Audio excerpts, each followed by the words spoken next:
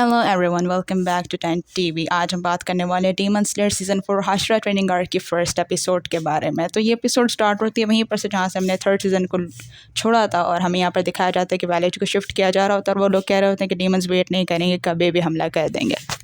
दूसरी तरफ the main character टांजिरो को भी होश आ जाता है और गोटो उसके लिए कुछ खाना लेके आता है और वो काफ़ी ज़्यादा भूखों की तरह खाना खाना शुरू हो जाता है। और फिर गोटो उससे पूछता है कि आखिर तुम इस तरह से क्यों खा रहे हो, तुम्हारे साथ क्या हुआ। फिर टांजिरो बोलता है कि हमें फ़ाइट करने के लिए स्ट्रेंथ की ज़रूरत होती है और स्ट्रेंथ के लिए हेल्दी रहना बहुत ज़्यादा ज़रूरी है। और वो खाना ही खा रहा होता है तब गोटो से बताता है कि हम दूसरे बैच के अंदर शिफ्ट कर रहे हैं। दूसरी तरफ से नेट्सू जब नेज़ुको को धूप के अंदर देखता है तो वो भी काफ़ी ज़्यादा शॉक हो जाता है और उसे लगता है कि वो धूप के बगैर भी काफ़ी ज़्यादा खूबसूरत है और वो बाहर आने के बाद भी काफ़ी ज़्यादा अच्छी लग रही है। अब यहाँ पर नेज़ुको से नेज़ु का नाम भी गलत स्पेल करती है और उसे नोसुके कहकर बुलाती है और इस बात पर से नेज़ु को बहुत ज़्यादा गुस्सा आता है और वो कहता है कि अभी मुझे मिले बाहर, मैं इसको बताता हूँ। और नेज़ु को ये बात देखकर काफ़ी ज़्यादा शॉक हो जाती है। सीन चेंज होता है और हमें दूसरी तरफ का सीन दिखाया जाता है जहाँ पर सारे हाशिरा आपस में बैठे हुए थे और सान भी बोलता है कि यार मुझे तुम लोगों से काफ़ी ज़्यादा जेलस हो रही है क्योंकि मुझे अभी तक किसी अपर मून से फ़ाइट करना नसीब नहीं हुई। और इसी दौरान हम देखते हैं कि वो लोग भी अपने मार्क्स अनलॉक होने के बारे में बात कर रहे होते हैं और ग्यो में भी डीमंस के बारे में उन लोगों को कुछ ना कुछ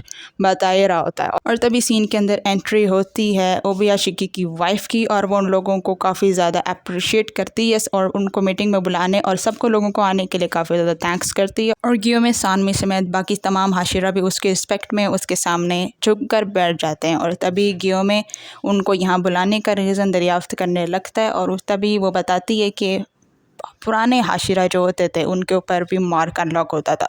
बहुत ज़्यादा अरसे के बाद कोई हाशिरा ऐसा है जिसके ऊपर मार्क दोबारा से देखा जाना शुरू हुआ है, जिसमें तोकितो और हमारी मित्सुरी शामिल हैं।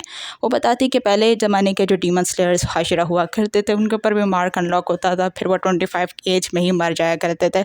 अभी तक सानमी और इवन हमारे ग्योमे पर भी कोई मार्क अनलॉक अभी तक नहीं हुआ, बट तोकितो और मित्सुरी के ऊपर मार्क अनलॉक हुआ। तो वो जानना चाहती थी कि आखिर इस मार्क के अनलॉक होने की वजह क्या है, आखिर किस तरह से वो योरुजी और पुराने फाइटर्स हाशिरास की तरह का मार्क अनलॉक कर पाए। और वो इस बारे में जानने के लिए काफ़ी ज़्यादा बेचैन थी और बोलती कि तुम्हें जो कुछ भी पता है बताओ। टांजिरो के सर पे भी इस तरह का मार्क था जो कि कभी कभी वाज़ेह हो जाता है।